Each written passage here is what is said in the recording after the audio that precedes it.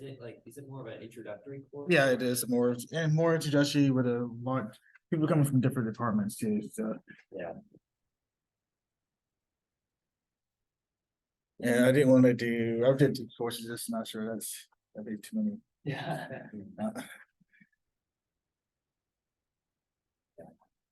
No, I'm supposed to let my finals out today, but do I want to take that course? I think registration starts tomorrow for some people. Yeah, mine starts on the 30th.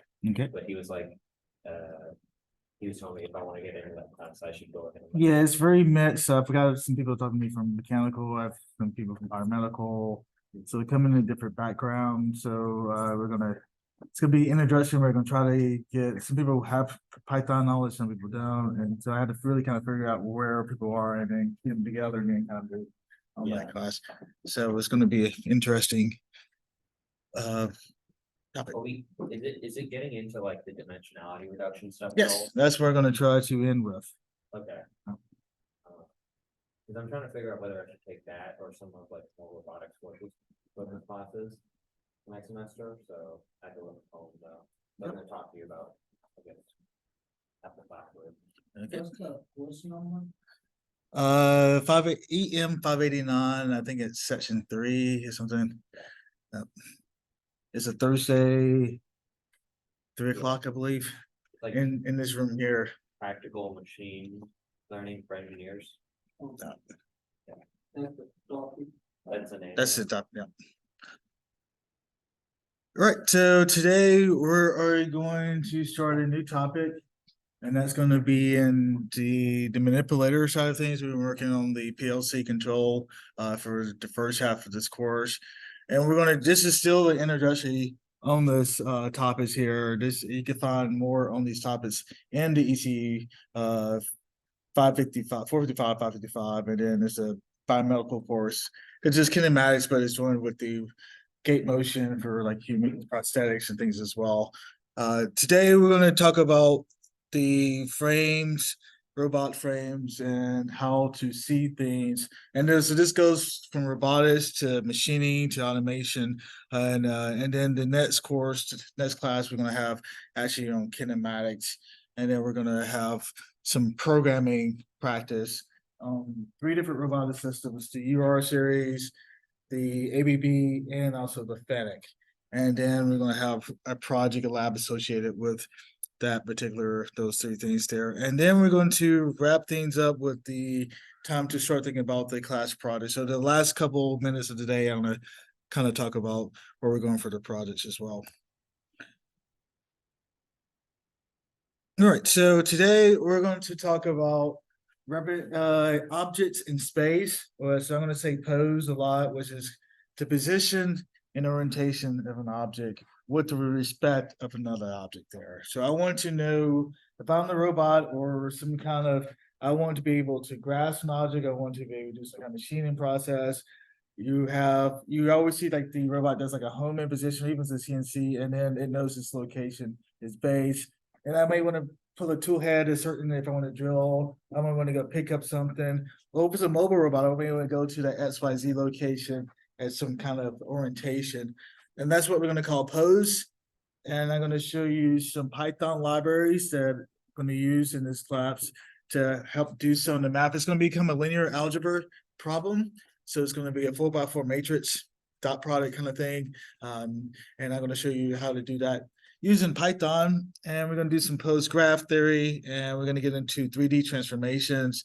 And I'm going to do a couple of different work examples, and then I'm going to kind of go over the schedule for the rest of it. So this is applicable to any kind of robotics. We're going to use manipulators, but it's also same theory for mobile robotics as well. This all kind of starts with the same thing with pose and orientation in space here. So it's a little bit more on math heavy than some of the other first half, but we'll have one homework assignment with this as well. These are 2 good books. I got one other one I didn't put in here that I'm using, but today I'm referencing a lot of stuff from the Peter Cork book. He goes into vision as well. So I'm also interested in being able to see things. And so it's got some 2D, 3D algorithms. And this one here has a lot on the control mechanical aspects too here, dynamics, the one on the black there.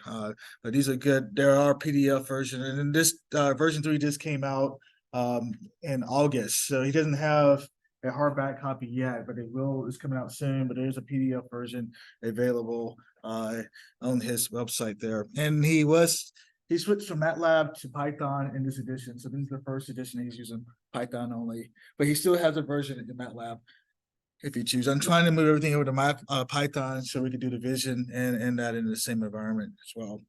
And I'm just going to show you some screenshots from this book in this lecture today. But coordinate frames is what we're very interested in. Every robot, if you notice, if you play around in the lab, it's going to have some coordinate system X, Y, Z, and it's usually labeled a robot, or you jog it around and you kind of figure out the X-axis, the Y-axis, and the Z-axis. And that's very useful for robotics. We want to be able to know where things are in space. And so, example here, we have the base of the robot, and it has an X. Usually, traditionally, Z-axis is up in a lot of automation. And we use the RGB coordinate system here. So the red is usually the X-axis, not labeled correctly in this figure here. But green is usually the Y, and the blue is usually the Z here. And each part of the robot has its own frame assignment, but you always have one at the end effector or the tool itself, and it can have a different orientation because the Z is pointing up at the base, but you see how the Z is pointed straight ahead in there. So Z is usually the direction of your workpiece. So if you're doing a drilling operation at Z, your tool Z is usually pointed down, but the tool frame and the base frame can have different rotation assignments there. In this case, I have a camera system. I'm going to be able to detect an object, and I want to grab this object in this particular thing. So I need to know what the object is. And so there's a frame assigned to the center or the center of each one of these objects there. And we want to be able to figure out, if I want to know if the camera sees that object, I want to know where the object is located with respect of the base, so I could program the robot to go pick that object up or grasp that object. And that's where this linear algebra is going to come into effect there. So frames is where we're going to start out, and we're going to show you how to do some of that math today. And that's the objective of today's course. Be able to servo vision, be able to see things and grasp it is where we're going to go with today's lecture. And then the next lecture, we're going to talk about the different robot configurations and how to actually program the robot to actually pick up that. So this is more of the theory.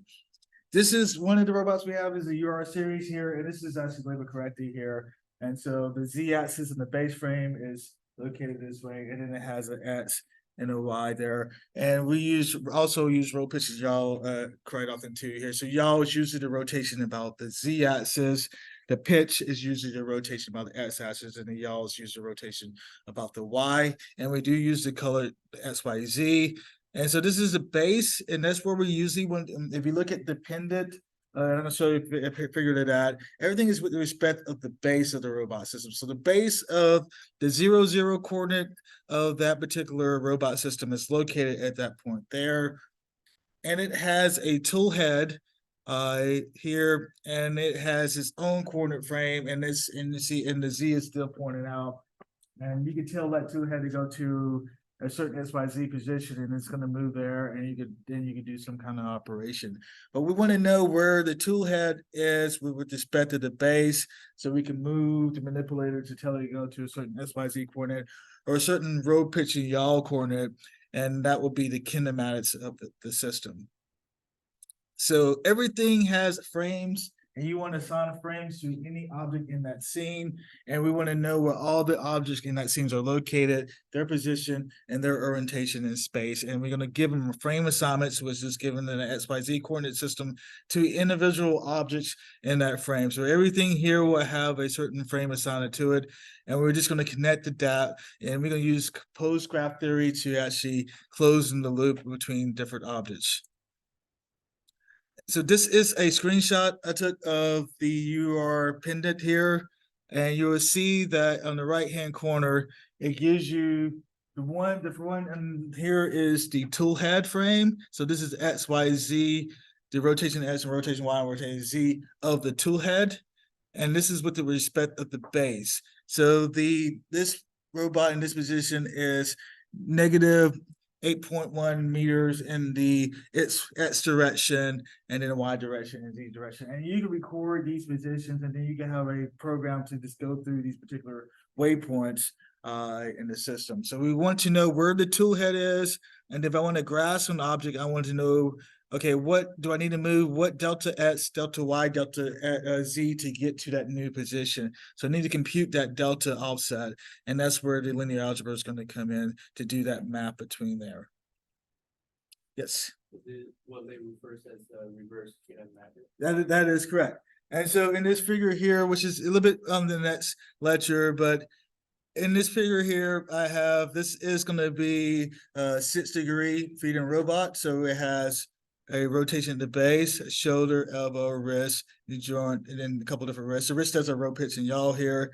And you can see the actual joint angles located here. So these joint angles are associated with these X, Y, Z, row pitch and yaw. And that's going to be called the forward kinematic. So I move the base a certain 10 degrees, the tool heads in a certain XYZ direction.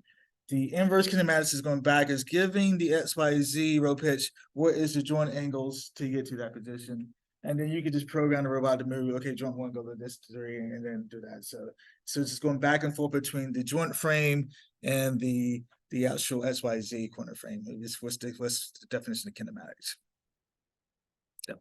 When will you use forward kinematic and when will you use reverse? Yes, so I have a robot, and we're going to do a little bit of this today here. So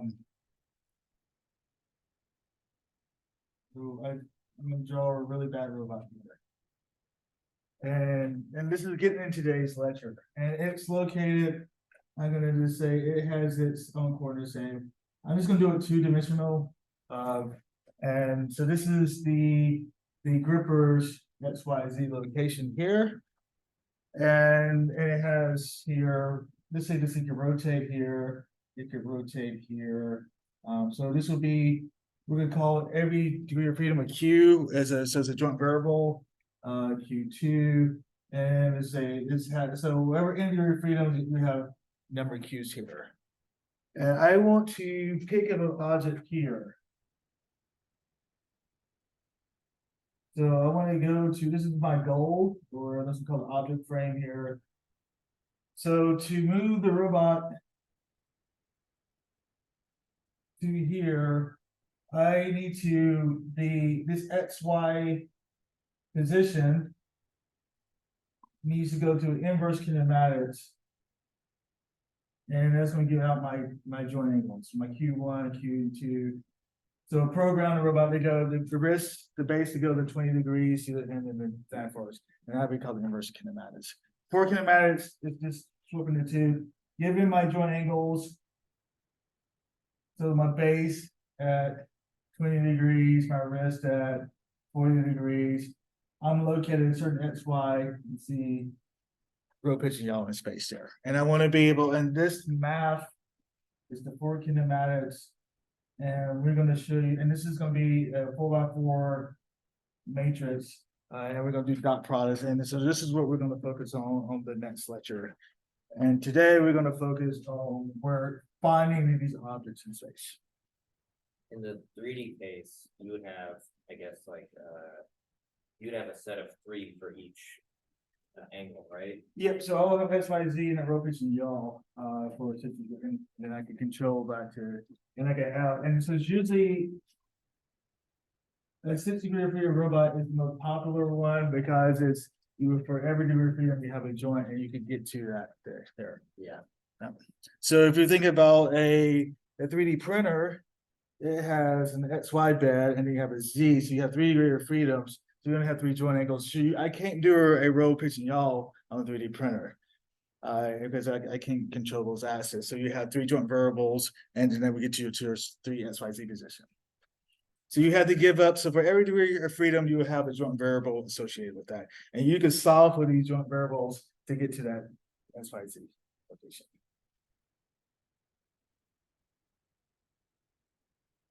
So here I have a dynamic scene. I've just threw a bunch of stuff in here. I have a mobile robot. It has a base. I have a gripper. I have some couple sensors here.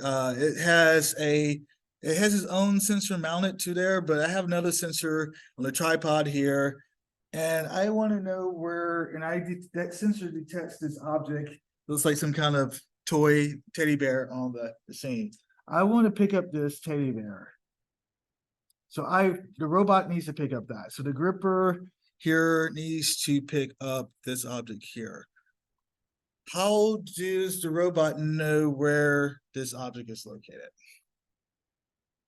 So that is the goal in today's class, is to do the math to figure out where this is located, and then we can program the robot. We have the X, Y, Z, then we can do the inverse kinetic, and then we can tell the robot to actually go there and pick it up there. So that's what we're going to do today, but everything has a frame assignment to it, and you put it at the grasping location, and then we're going to figure out how to go to one object in space to another, and that's going to be called the postgraph theory that we're going to go through in the next couple of slides.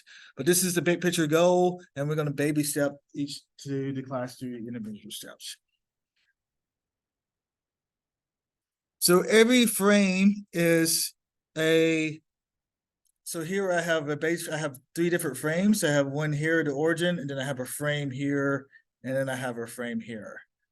So if I want to go from this frame to this frame, I could go to this frame to this frame, and then I could go from this frame to this frame here.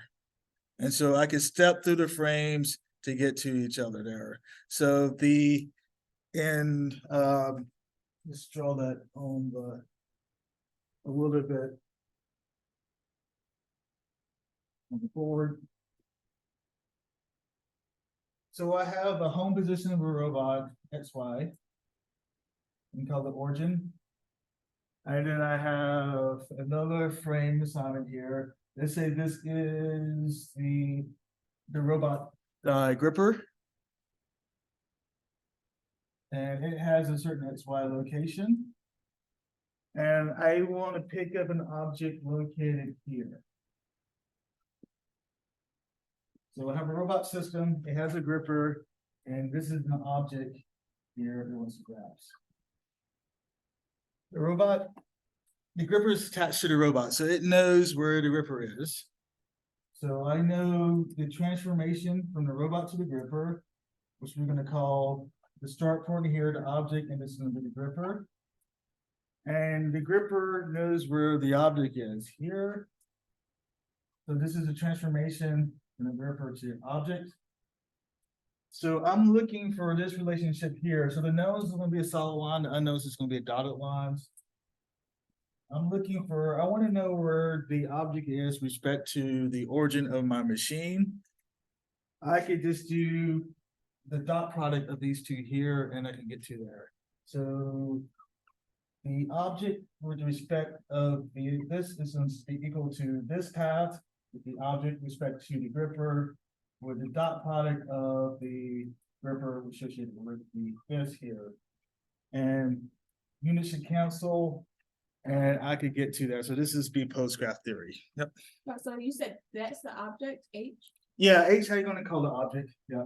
And we know that line? In this case, I'm assuming everything that is known, I'm gonna represent by a solid. So I'm assuming we know that, and we may not know it, but in this example, I'm assuming I know it. And I'm assuming that I know where the gripper is because it's mechanically attached. And so my unknown is going to be my dotted. So knowing this, compute this here. And I'm just going to draw a path through here, and that's going to be a dot product. And I can now I've found this missing path here. So if my camera, if this was the camera, I know the camera detects an object, and I know where the camera is. I know where the object is with respect to the base, and then I could program the robot to go and pick up the base there. And so this is going to be called transformations. And these transformations is going to be some kind of translation component and some kind of rotation component there. And it's going to become a 4x4 matrix, which I'm going to show you a little bit later here. So this is gonna become a 4x4 times a 4x4 linear algebra product there. And can you briefly review why you use the dot product? That'll actually come in handy a little bit later. Okay. Yep. But this right now is gonna be the dot product. For this slide here, you just I could go from to my end goal by going through known things, and that known thing is gonna be a solid line there. And these are gonna be a series of translations and series of rotations here.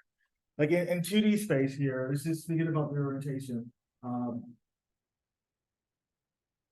This is 0, 0 here, and I have a point here. I'm looking for, this is unknown, I'm looking for its position. And I'm saying, say this is at 1, 2. This is 2 units. And this is 1 unit. What is,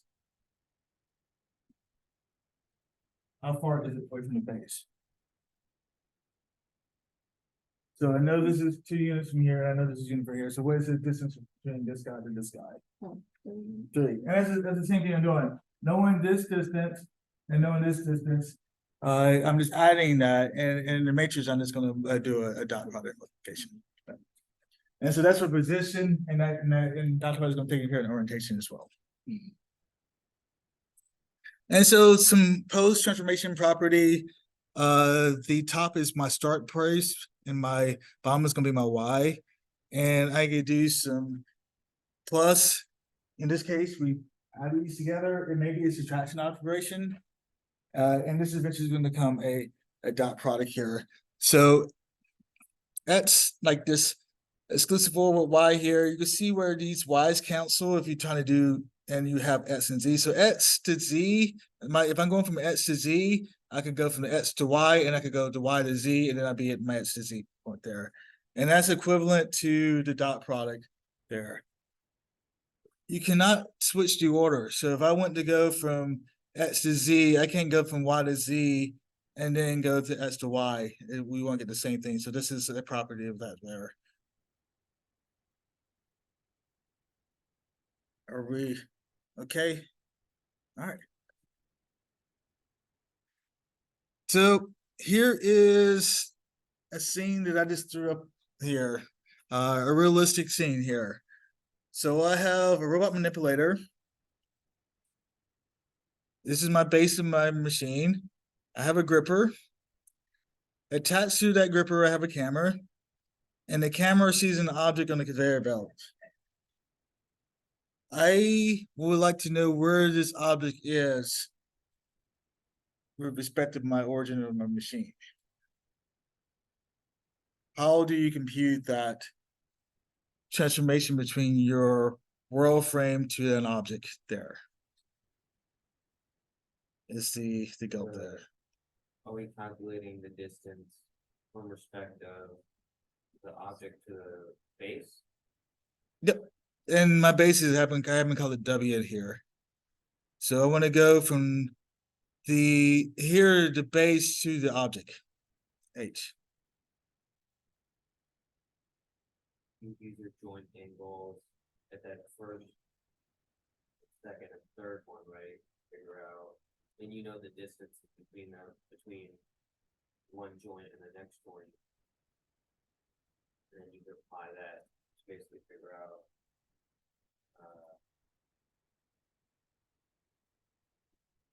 Yep, you're right. You're going about it right here. So I have a couple different frames here. Let's just draw it out and board here. Here's my origin, or I'm gonna call it W. It as a physically attached, I have a robot gripper assigned to it. And I call it in this case, I call it R. So it's a robot. It is a known location. It's mechanically linked to each other, so it's a solid line. I also have a camera that's physically mounted to that robot. So it's it can be mounted some XY or whatever, but it's Here's a camera system. And the camera has a vision algorithm. It detects an object in space. So is that gonna be a solid or? Is that gonna be a, if it knows where it is? Yep. So what is my unknown here? I wanna know where this package is. For angles, right? I wanna know its position, orientation with respect of the home. So where that package is located. And I'm gonna use a T for transformation. So I wanna know the W to H is missing. So what is, how can I compute that?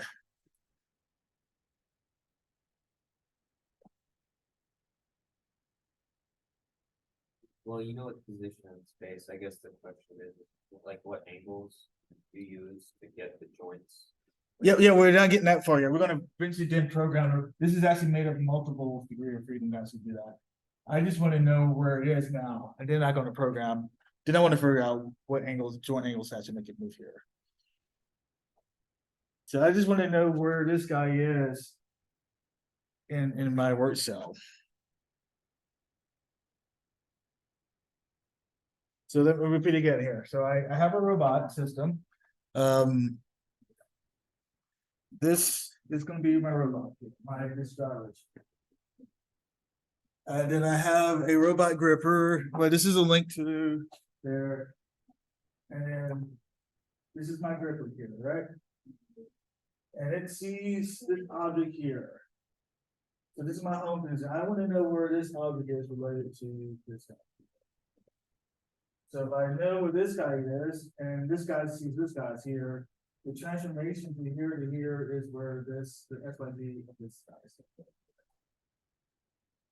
Yeah, you just take that, right? Yeah, so I would Like go an through here to here to here, and then I would get through there. So in pose theory, this is equal to the transformation from here to the robot. This transformation from the robot to the camera, and the transformation from the camera to home. And as you can see that these R's gonna cancel and these cancel, and you can double check that you left with the W and H is what you're looking for. Is it always gonna be like a triangular? No, it's no, this is gonna be 3D space, so you can have rotations, you can have everything here. But there will always be some point before that object that you're trying to receive, so you can just create, like, I guess the only part that's always unknown is the distance from the base and the object that you're like. No, not necessarily. I'm gonna get to a different example when it's not. We have to back compute something else. For example,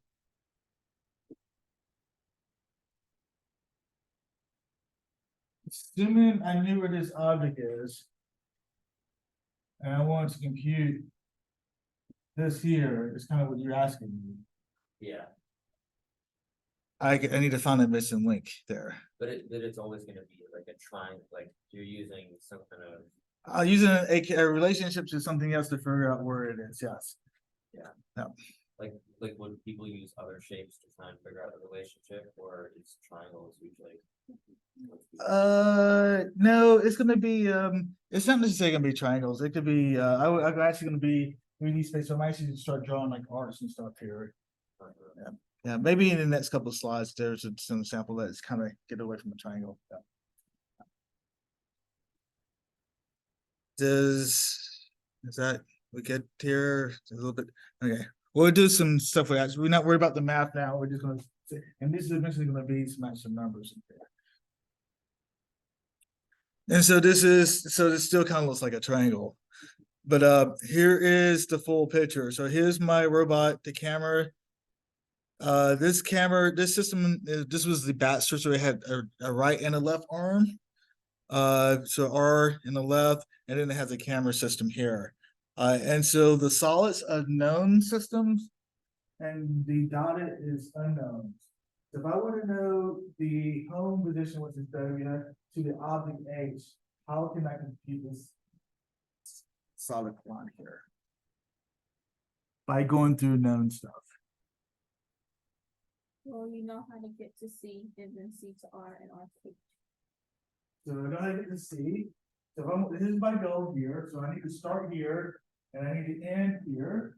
Mhm. So I just need to find a path to that. So I go to C, and then I go to R, and then I go to H. So if I do the dot product of this transformation, by this transformation, to that transformation, to get those track, and then now I know the location of the object with respect.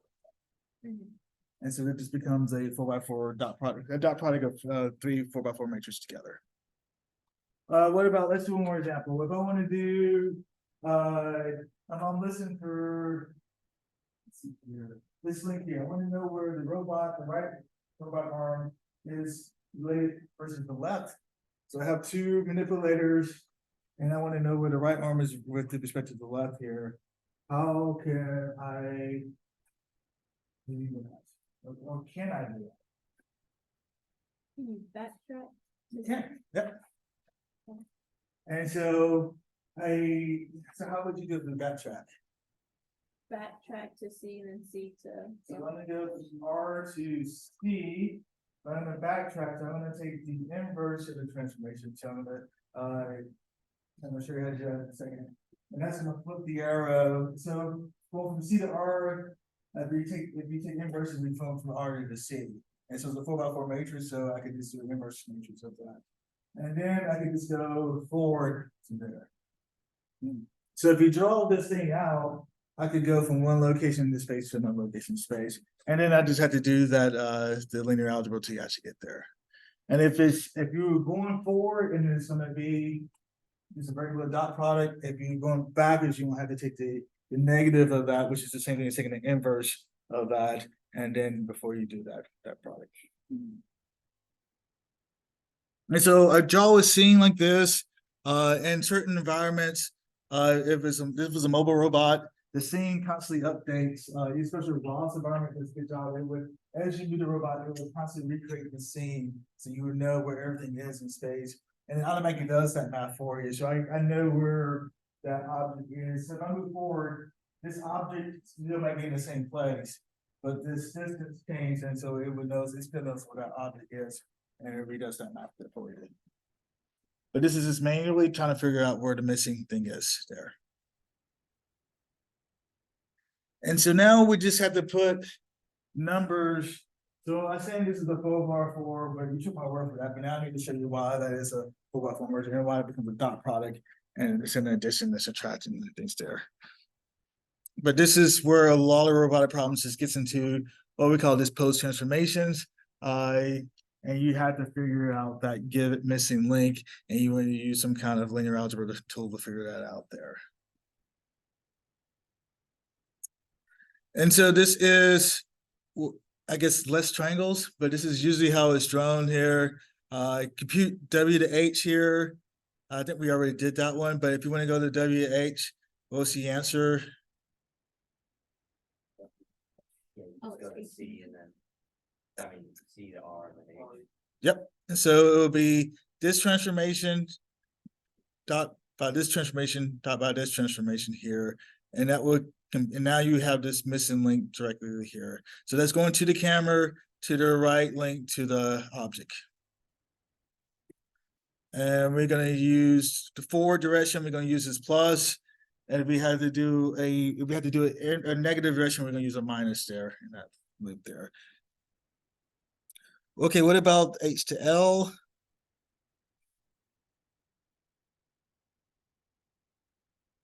So I want to go to the object to my left gripper and a dual robot manipulation. Back to R, on back to C, C back to. Yep, so H back to R is going to be a negative because I'm going backwards. R to C is going to be a negative, and then R to L, correct. So I had to reverse the direction, so I'm going to put a negative, and that reverse direction is going to be a inverse transformation in a second. All right. So to do this, math for you. We could do it with a calculator, but I'm going to introduce some tools to help you do that. But this is going to be a 4x4 dot to 4x4. So you can use a calculator, MATLAB, whatever you want to do. For programming, I use the NumPy toolbar. I'm using Python here. I'm using the NumPy, this guy here. It does the MATLAB plot. It's good for actually visualization. There is a spatial map toolbox here that handles these vectors, these rotation matrix, stare, row pitch and yaw things. I do that. I use that toolbox, and all of these you just pip installed. And there is to do some that kinematics we were talking about earlier. I use this robot toolbox Python, and it handles kinematics. It also has localization, SLAM, navigation stuff in that toolbox as well. And he has a vision toolbox too as well that has a lot of computer vision algorithms. And you just pip 3 install that, and we'll be able to. I'm going to show some examples of using that today in today's lecture. All right, so here is an object in space. I want to know where P is. So P, if I want to know the location of P with the origin, where is his SY coordinates? You could just measure its X direction and Y, and then P is going to have some kind of XY here. So here's my frame here, and P is here. This is my S and Y. So P is located as SY. And P, a vector to that, would be the xi plus the yj. You can represent it, a vector P there in 2D space, or xy if you want to represent it, you know, a matrix format or something like that. If I have 2 frames, let me see if I get a different color here. Are we okay here? Find my, here it is. So that is translation. That's why. Now I want to add a rotation component. So I have 2 frames on top of each other. I have an original frame here. This is my X and this is my Y. And I'm going to rotate it some arbitrary degree. It's still going to have 90-degree angles here. So you see I rotate this by some kind of theta value here. And I want to figure out the new location of X and Y here. And so using, remember the Sakator trigonometry, it would be the sines and cosines. You can figure out the location. So this is a rotation about theta. And for robotics, we use the right-hand rule. So we're going to be a positive rotation. So my right hand, if my thumb is around the axis of orientation, and now you're going to go this way. So if I, in this case, I rotate it this way, I went from X to X here. This is a positive theta. And if I would rotate it downward, that would have been a negative theta.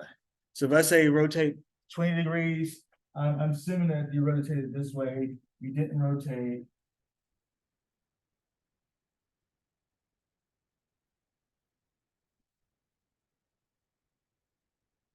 This would be a rotation negative 20 degrees there, and that would be positive 20 degrees.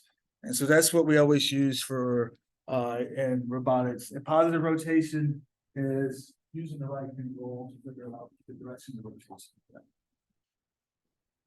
So if you do a rotation matrix, this is the rotation about, if this is 2-dimensional, really this is Z, this is rotation about the Z, a positive theta, and you could do, it becomes a 2x2 matrix.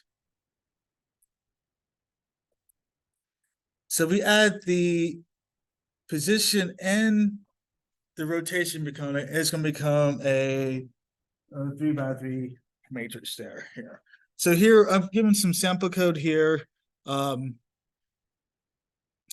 a rotation using that toolbox is T rotate, and then you can put 20. This default is radians. If I want to use degrees, I'd add this extra argument here. And here's my translation. When I do the dot product, in this case it uses that the @ symbol for that. I will get a transformation matrix here. So I'm gonna run this real quick. Let's see.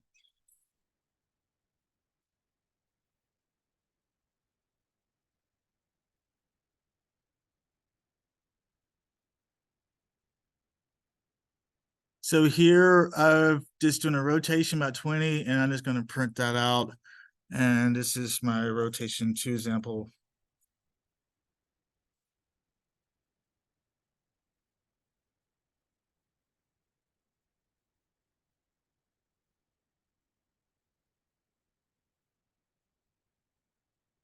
And what you see here is a 2x2 matrix there, representing the rotation component there.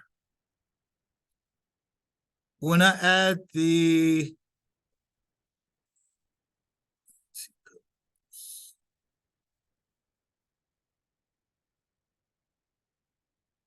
so here I'm going to do a translation and also a rotation, and I'm going to also print out the T here.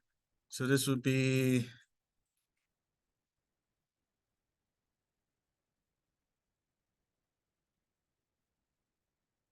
and you would see it went from a 2x2 to a 3x3 matrix here. So this is my rotation component, and this is my translation. So I went 1 unit in the X direction and 1 unit in the Y direction. So my final location is going to be 1 unit in the X and 1 in the Y. And I did a rotation by 20 degrees, and this is represented as the matrix format here. So this is my rotation component, and this would be my translation component in the system. What's the last row of percent? You say the last column, the This last column is like the. Yep, so this is going to be, this is a 3x3 matrix for a 2D example. And this is gonna be a 2x2. It's gonna be my rotation component. And then this is gonna be my X, Y. And then this is gonna be 0, 0. And the reason why I had to I can't be a 2x2 by 2x2 because it would be, in that case, it would be, I just make up some numbers here, 1, 2, and then X, and then a 34 Y. I remember if I want to go to a missing length, I need to take the inverse of that length. So if I wanted to go from here, and you would have it here, and I wanted to find this here. This is W, this is my robot gripper. To find this here, C to R, remember I had to do a negative this here, but I can't take a negative in a non-square matrix. So I had to make sure it's a square matrix. And so by adding this here, this becomes a 3x3. And now I can take an inverse of a square matrix. And so it's padded that way there.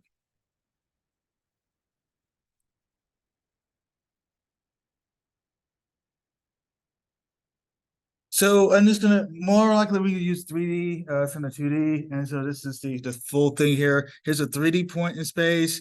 It has a certain X, Y, and now a Z value associated with it, and this is be represented as a vector format. And I want to do a rotation in 3 axes, so there's just 2 here. It's gonna be a 3x3 matrix. And using the right hand rule. So the right hand rule is your right hand. If you point it up, X is up here, your Y and Z is out of here. And I just wanted this, if you do your rotation about the axis, it's gonna be just like a positive direction there. Here's some examples here on the side here.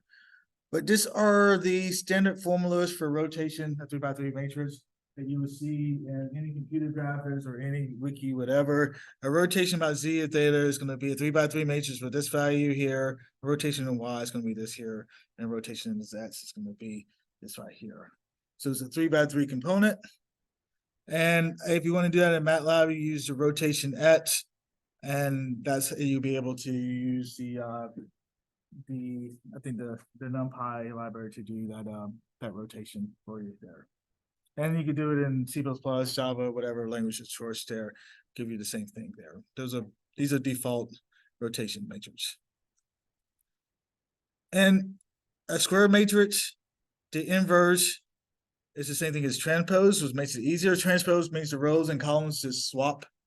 And so if I want to do, it's easy for me to do that, especially in programming. If I want to get the inverse here, I just swap the rows and I don't have to do this, finding the denominator and do all this math for this really high things here. I could do that really good.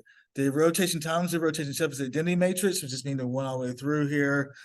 So these are the properties of rotation matrix here.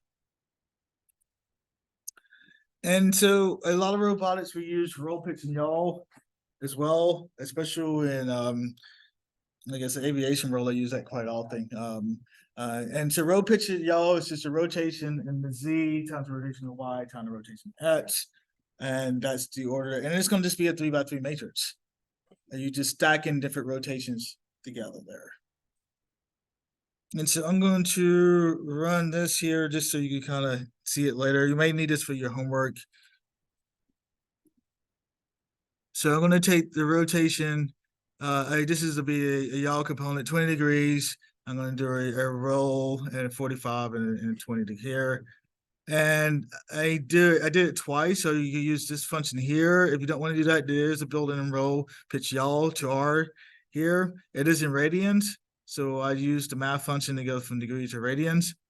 And also I put this here. A lot of sensors are in quaternions, especially the UR robot. If you use Python, you will have to can move it over to, and I'll show you why in a second. You have to convert things, row pitch yaw to a quaternion vector here. And so I'm just going to run this here and let you see what happens when we do that here.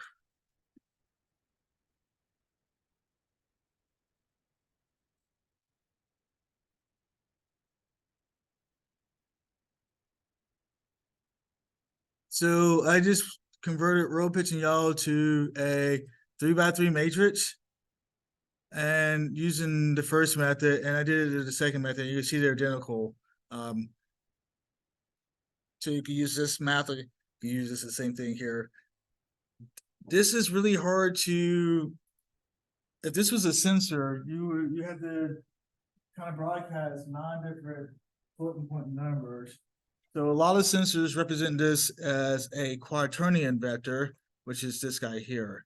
And so a lot of, especially the robot operating systems, it doesn't use row, pitch, and yaw, it uses quaternions because it's you're outputting 4 different numbers instead of a full 3x3 matrix.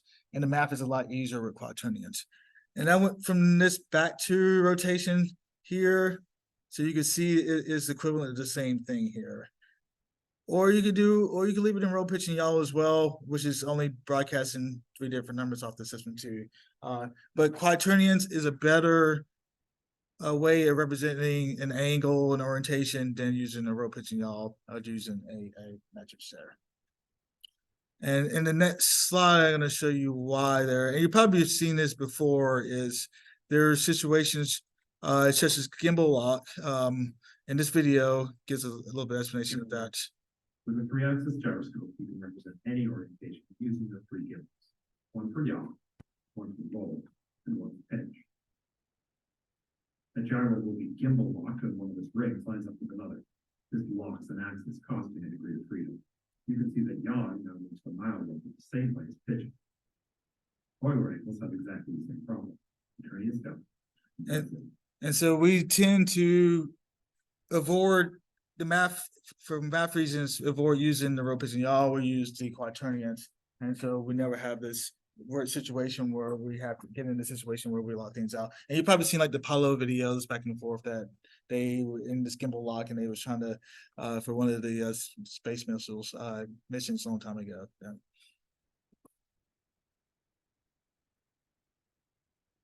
All right. So we're now into a 4x4 because we're talking about 3D space now. We were at a 3x3 for 2D, but now we're doing XYZ and row, pitch, and yaw. So that's going to be a 4x4 matrix. Still the same thing. You have your rotation component represented by 3x3 matrix, and now you have your XYZ located at the end there. And it still needs to be a square matrix because we still need to do the inverse of this matrix. So this is the 4x4. You can take the inverse of a 4x4 matrix. And so if you want to do we just need to assign an object to that frame. So if I'm looking for, if the sensor is looking for I just put a frame representing the whole object, and so nothing has changed between this slide and this slide. So it's just, we represent the origin of the object represented by the whole entire frame there. And this, what we call that special matrix, a homogeneous matrix. And that's just a rotation component, the 3x3, and then the position vector at the end there. So if you hear transformation matrix, homogeneous is really the proper name of that special 4x4 matrix of the system there. So homogeneous transformations is what we're doing for robotic systems. And you could take the inverse of a homogeneous by taking the transpose and the R transpose. So, because remember, we need to go backwards sometimes if we had a missing. So this makes it possible to do that using the inverse transformations there. So all of this is possible to do on like a Raspberry Pi, something like that. We're not doing anything. We're just doing a transpose, the rows and columns going to switch. And we do need to do a dot product here to compute that there. But we could do this with very low computation power there.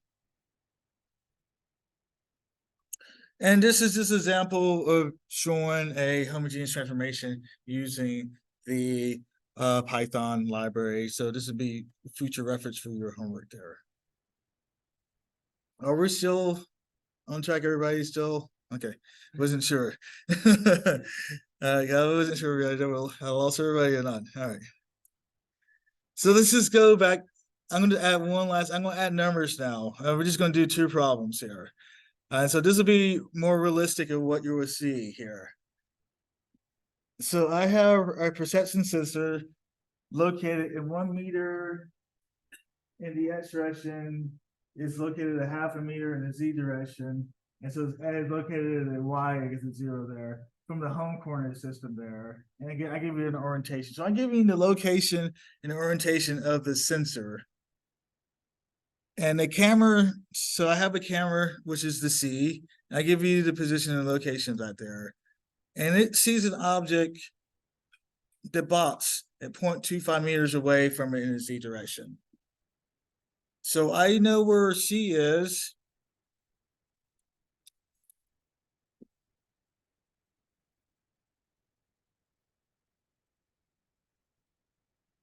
So in this problem, I know where my robot is, that is given. And I know where the camera is given here. I need to compute where the gripper is. So I have a roll frame. And I have a camera located. And this is a fixed, this is a fixed camera. It's on a tripod, or it has on its own mount. And I know its XYZ location. And I know it's real pitching y'all because I installed it myself at that location. The camera finds an object, a box here.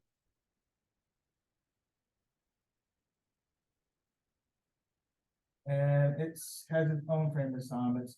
And it knows where I'm calling that object H.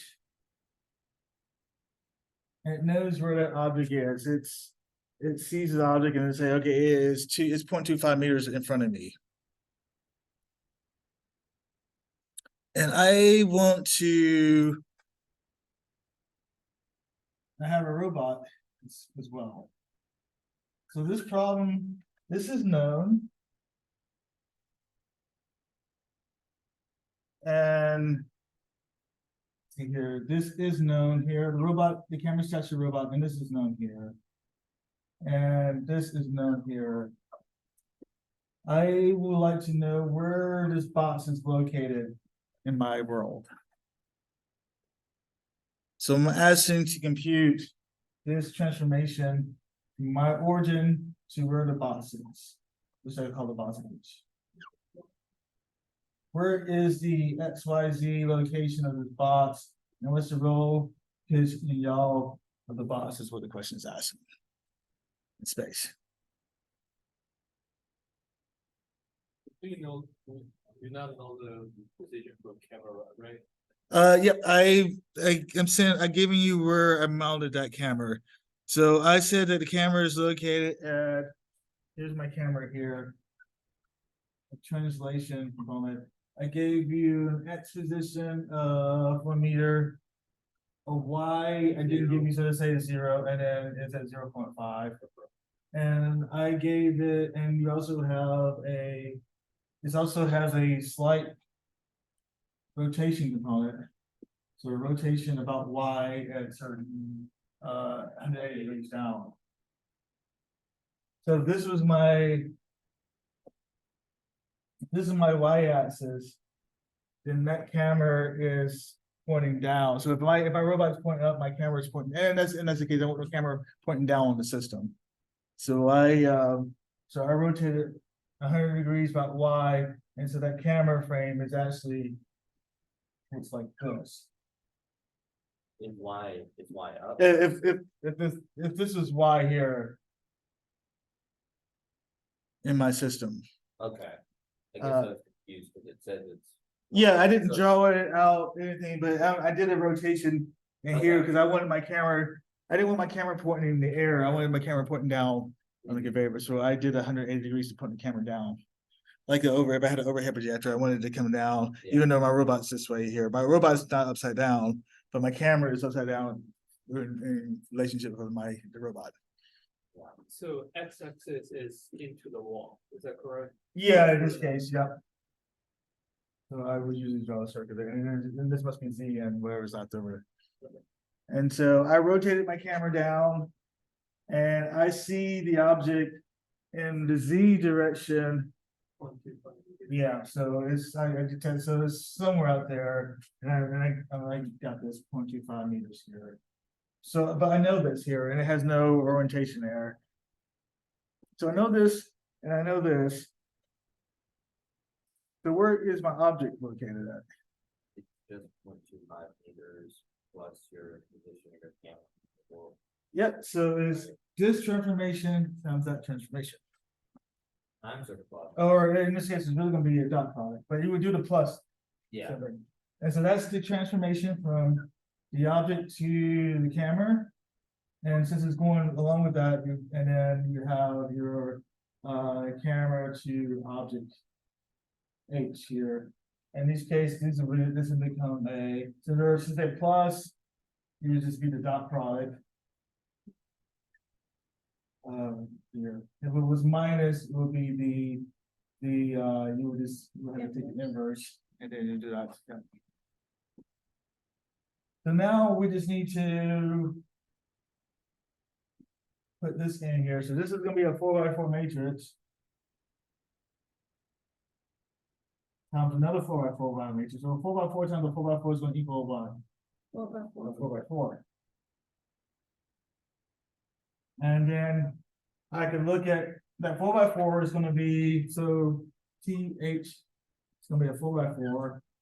So that 3x3 is gonna be an orientation, and this is gonna be the X position of the object, the Y position of the object, and the Z position of the object Y. And so once I find that, I know where the object is located in space. So given two unknowns, I can compute the last one by doing a dot product series. And this happens a lot in robotic systems. So I want to pick up a package located at X or place it, and then maybe I want to pick it that way and place it in another location. So I need to figure out, but I need to use a vision system to figure out what the object is. And now and then Wednesday or Thursday, we'll tell the robot, I show you how to actually tell the robot to actually go to that position X, Y, and Z. And that's where the kinematics is going to come into. But now I just want to know I just want to determine where that location is.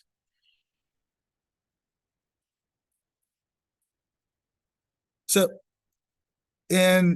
here I actually added some of this happened 4x4 before. I did some extra math here. I'm actually putting in a translation here, and I gave it 100. So this is how you actually plug in some numbers to actually get some real values here. And if you do that, you will find out that the object is located at 0.25 in the Z direction and 1 in the X direction. from when you do the math. And so this will be one last homework assignment. We'll probably have something like this here in your computer. We can give you a location and do that. So we're gonna do one more example, and then just to give it a different perceptive step, sometimes it takes 2 times for it to get it. So here's another problem that I came up here. Same thing. I have, instead of having a ground vehicle, I have a robot, I have a drone now. A drone is located at XYZ location in the air, and with a certain roll, pitch, and yaw. The drone has a camera on it, and it sees an object, 1 unit in the Z-axis. And I want to know where that object is with respect to the home. So it's the same problem, but it's just done with, now I'm using a mobile robotic system versus a robot manipular. So this is where the homogeneity works for any kind of robotic systems there. And I just do the same thing. I want to figure out where that, so my first step would do a pose graph of the system. And then I could figure out this individual transformation. So it's going to be a similar diagram to what we already have. It's actually going to be the same diagram. We have a home somewhere, a home point store somewhere. It's 000 location, and the drone is out flying somewhere. It has its XYZ, but it's got some kind of road pitch or something, so it's not exactly level with the earth there. It detects, and it maybe has an IMU to detect this position orientation there, and it sees an object here, a ball. And I want to know where the X, Y, and Z location, road pitch, and yaw. I guess if the ball doesn't really matter, it's road pitch and yaw. But let's say it's a box again. The box may be not necessarily centered. Like it's hard for me to draw 2D. I want to know it's. So I want to know where this box is located. So this drone is surveying an area, and it's looking for a particular object, and it's going to report back where the object is located. And so it's flying around. It has a GPS system, so it knows where its XYZ is, and so I know this. And the drone detects my object located here, and I want to report back where the object is located. Is what the question is asking. So this drone has a XYZ location, -2, 3, 5. And then it has a roll, pitch, and yaw here. It sees an object located in 1 unit in the Z direction. So it has a unity. And then it has a Z direction 1 unit. And I want to do the same thing. I want to compute this here, this missing link here. Where is the object located in space? Can you explain how you did the identity for? Yeah. So I said that from this camera to the object, it detects it only in the 1 unit in the Z direction. So it didn't have any low and pitch and yaw associated with it. It's directly aligned with the camera system. And so that would be identity matrix there. And then this is my X position, this is my Y, and this is my Z position. So this is X, Y, and Z. And this is assuming the rotation yaw is equal to 0. So it's the identity matrix. And so this matrix times this matrix is where the object is located. It could probably unit from its C direction, so it might be no, because this is telling where, so the object is actually located probably in the air, not in the ground. Because it's really probably up here. Yeah. So we change the problem to -1. So just point it down the ground. So yeah, question. Yeah, I was just gonna ask, so I don't know if maybe we didn't get to this yet, but the GS object, so like that matrix right there, it's got 4 rows and then, four, I guess, yeah, 4 rows and 4 columns. Yep. The last row is the padded one, so it's homogeneous. Yep. The other 3 rows, is that for the X, Y, and Z, and then the column? So this would be the X, Y, and Z, and this would be the orientation component. Does And it so it's tell- really hard to really tell as a matrix. That's why it's row pitch and yaw is better or the quaternion. Yeah, It's for the human, it's really hard for them to decipher what this is here. yeah. So this will be realistic with I said the object, to simplify the problem, I said it sees it 1 unit, but this is what the census reporting back it sees of that. And then you will have to compute the where the object is located. So we wouldn't end up dealing with anything like that, because that's using the roll, yaw, and pitch, and then the actual, what the Z is, the last. Yeah, so if I had a camera, USB camera or anything, and I detect it, and I just did object detection, it's just gonna give me location where, and so this would be example. I would see the object at this 2 units in the X, -2 in the Y, and -5 in the Z, and it's gonna be at a different if I'm looking at you, I got to turn a little bit to the Z, so you have some kind of orientation offset. If I would just point straight ahead, I want to have that here. Yeah, So this is taking account of the orientation and distance from the camera to the object. okay, so the X, Y, and Z is made up of roll, yaw, and pitch.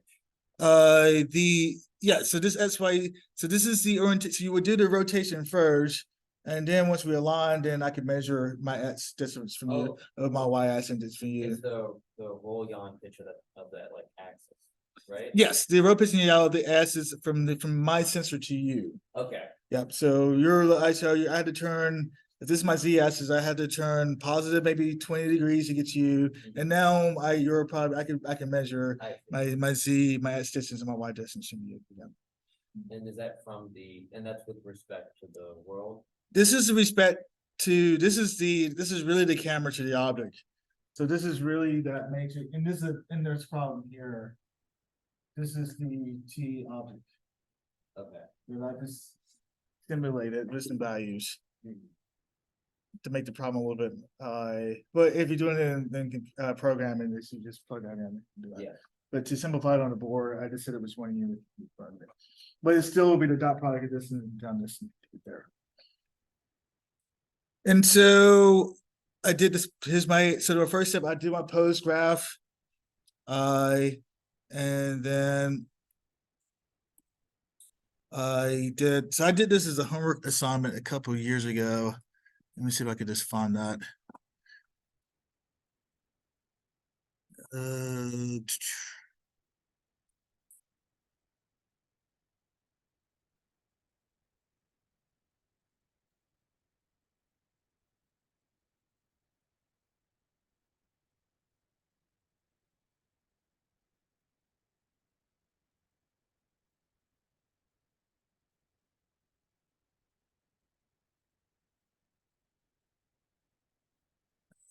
I got to figure out what I just said.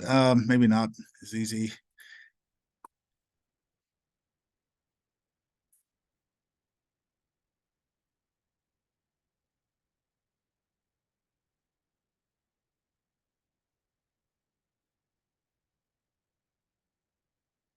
Yeah, so this was the homework problem for EC 555, maybe a few years ago. Same problem. I was really into drones at that time period, so I used a drone. There is a motion capture system in one of the labs in this floor. It sees where it knows where the robot is. It has a camera on board sensing it sees an object. I wanted to know where that object is located in space. This is a real sensor data coming from the drone detecting the object. And I was really interested in the object detection algorithm, but I wanted to report back where the object is in space here. And so you draw the graph, and then this was kind of the solution for it. I was using MATLAB at that time, and before I switched over to Python. But you draw out, you do 2 knowns, you're missing for the missing link here. And row pitch and yaw, it's the same thing in rotation Z here. And so you can compute where the robot is here. And then I'm looking for that missing link here, which would be the this is where the object is located. I don't think I didn't show the map for that. So the same thing. It doesn't really matter if you apply it to mobile robotics, industrial robotics.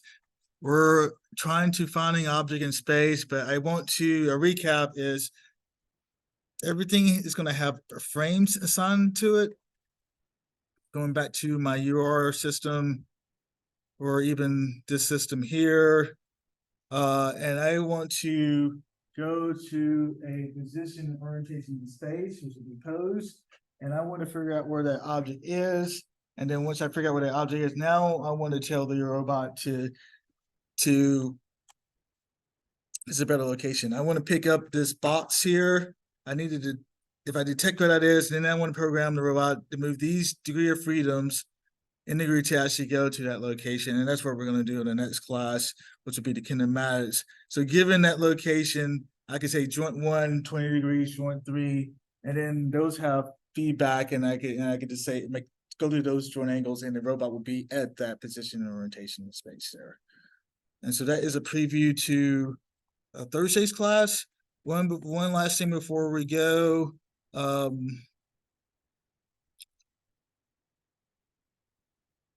So in Thursday, I'm going to do the kinematics and trajectory.